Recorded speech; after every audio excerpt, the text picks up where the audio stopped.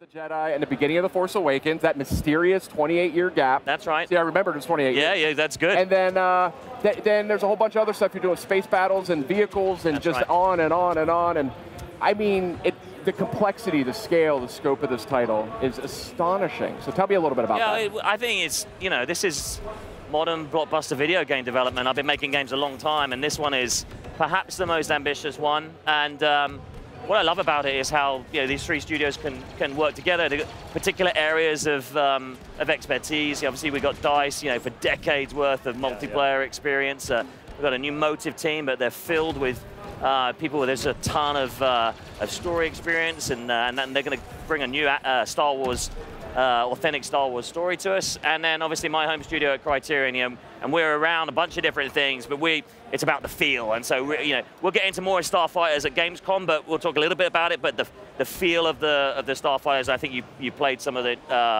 in the Galactic Assault.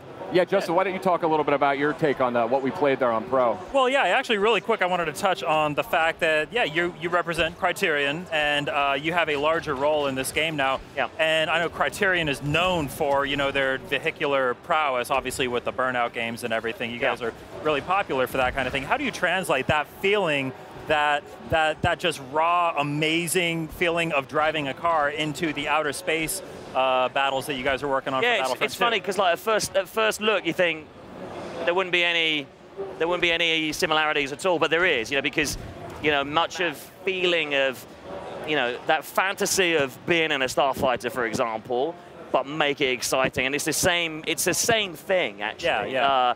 And so there's lots of transferable skills, and there's also new ones that we've learned in the process. But I imagine it probably, like, one challenge would be the fact that in a starfighter, you're going in a straight line. You can't, like, quickly whip around, and you can't, stop. Yeah, you're in three dimensions, and that's. But we also did, we did the X-Wing VR mission. Oh yeah, last which was year. Fantastic. Yeah, that was really good. Yeah, it was great fun to make as well. So we learned an awful lot there about how to translate that into 3 dimensions and to make it accessible, so people can pick it up and have a load of fun and get excited about it. But to have that depth there, so as you play, you begin to get mastery around the controls, and and that spirit, I think, transfers through to the trooper combat as well. Oh, 100%. So perfect segue. Justin and I played this the other day on PS4 Pro, and I loved it. And like you, his little laser or his blaster pistol is actually pretty powerful. So I loved what I played. I thought it had a terrific feel that really advanced on what we saw back in 2014 with the original game. Yeah, it did. I think it translates across the classes as well. I think we obviously have the assault class, which is your regular trooper on the front line, and they're kind of then the heavy, they kind of work hand in hand together. The heavy's a little less mobile, but just got a ton of firepower. Yeah. And then the specialist, a bit more mid to longer range combat. Traps and sniping and all of that. Yeah, that's right. And then the officer, as you said, that support class. And that's the fun. There's something for a different type of players. This is Star Wars, and it's a broad audience. And we've got something for them. I want to point out here too. Sorry to interrupt you, but we were just seeing the clone Jump Trooper. Yeah, and so they have these, I think we're going to see a hero pop onto the scene here shortly. But what's cool is the heroes, in the other game, it was like these power-ups you would pick up. Yep. And everyone loved getting them, right? In this game, it's a more strategic choice. You earn these battle points and you choose what to spend it on. So tell us a little bit about that. You've got a tactical choice there, which is, it was very straightforward. You pick up the token and you become a hero or you become a vehicle. But that led to some downsides there, and we wanted to broaden that out for players and make it more, sort of a fantasy that more players can have during a particular round. And so everything that you do in the game is earning you battle points. Here we see. That's right. Here you go. You can see it. You can then choose to spend those battle points, coming in as a vehicle. So you see the V-wing here, nice. Or you can come in as one of like a special character, which bridges between the troopers that you have and then the iconic hero. Kind of like an elite trooper of sorts. Yeah, that's right. Yeah. And what we have is, and it gives you that tactical choice. So, do I spend my battle points do I hold them? Yeah. And you know, obviously the heroes are expensive. Now and get that clone jump trooper. Yeah, that's right. And maybe I'll earn faster off that, or I'll save it and go for one of the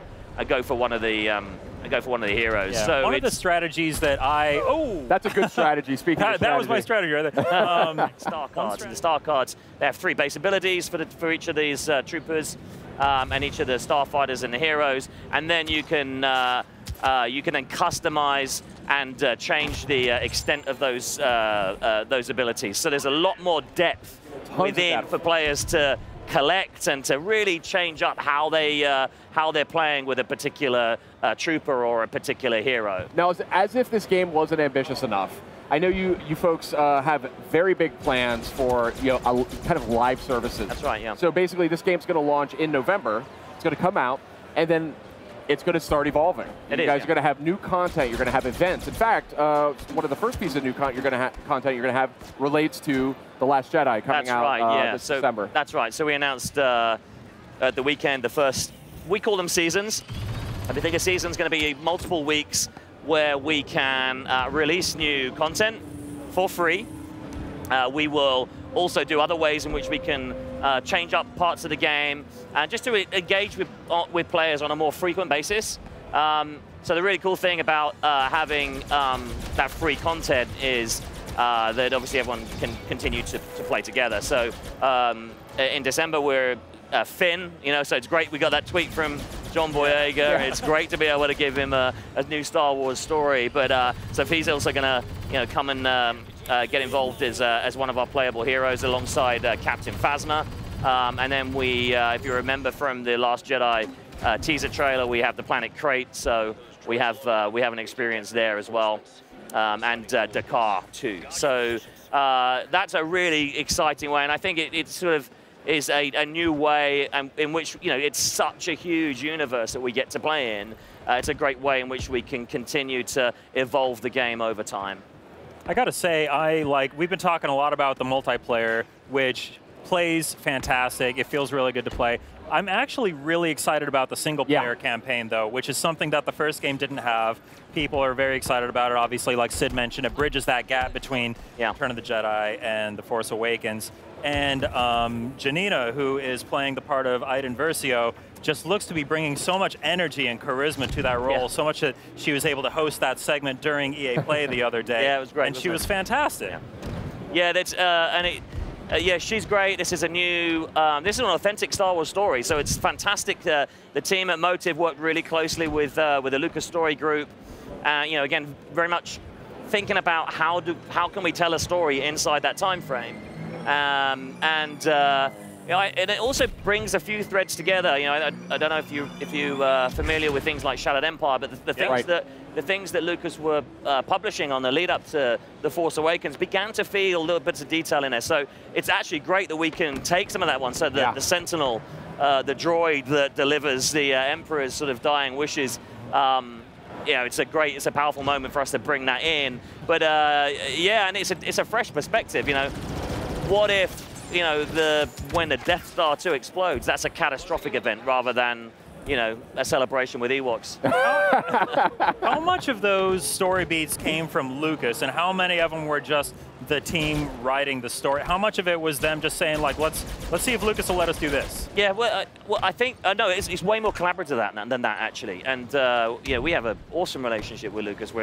We connect daily because you have to, right? Because not only is it a beloved property, but there's also things that we need to know. The game camera goes in places that the movie camera's never been. We're looking at the inside of the palace here, and well, how is it laid out, and what does it look like, and what are those things. There's only so much that the movies tell you, and you need to go and work some of these things out, and that's why you have a really close collaborative relationship with that group. Across all of Lucasfilm, so it was a collaborative effort. Obviously, the team had some pretty clear ideas, and then they worked it through with the story team. Awesome, that's great. I'm super excited. I want to just on the single player front, I got a chance to see maybe about 10 minutes of that. Actually, running on PS4 Pro, if you can believe it, looked incredible. I want to say that right off the bat. I mean, it was visually spectacular, and I mean, you guys got like 5 months to go, so I mean. that's a promising sign, I'd say. But what really struck me about it was it seemed like to be a piece very early in the game, and it was Iden fending off a rebel attack. And again, that shift in perspective is very different. Iden's cracking jokes and kind of making fun of them a little bit, and the whole dramatic tension is flipped. So you sort of like you sort of look at the rebels as jerks the way it's all set up. But it was, what I loved about it was the pacing. And I've had a lot of good things to say to the team about this, but it feels like a Star Wars game, like a real one. Yeah. You know, the vibe is right, the banter is right, the speed is right. You know, it was literally jumping into the cockpit of a TIE fighter, mopping up all these resistance fighters, flying up into the docking bay of a larger rebellion ship, and then just shredding this thing, hopping out to go on foot into a giant first-person shooter. I mean, and it was not a load time to be seen. I mean, I thought it was remarkable. So yeah, it's a fantastic job. There's a ton of variety in there. You know, the point about Iden is she's a leader of Imperial Special Forces, and it's not just awesome troopers with blasters. They're amazing starfighter pilots, as you would expect. But yeah, I think the thing that we've heard is you know, when people start blasting rebels, they kind of think, I don't know, does this? And then, you know, much how you fall in love with Vader, and Maul in particular for me is, I've got a total man crush on Maul, or even Kylo, you know. People fall in love with the bad guys in Star Wars, and so you kind of get over laying waste to the rebels pretty quickly. It's time. It's time. You know? Like in that the reveal trailer, there's that one shot where it shows Luke Skywalker, and he looks over his shoulder, and he looks kind of like a bad guy. It's kind of weird. Like, we're seeing things from the Imperial side. It feels it's a fresh perspective, and it's really exciting to be able to, you know, those things that the team there and Motive are creating there that's now authentic Star Wars story. Fantastic. Well, I give you guys a lot of credit. It's a huge project. Try and get some sleep. Stay well hydrated and over the next 5 months while you continue finishing this title up. But hey, thank you.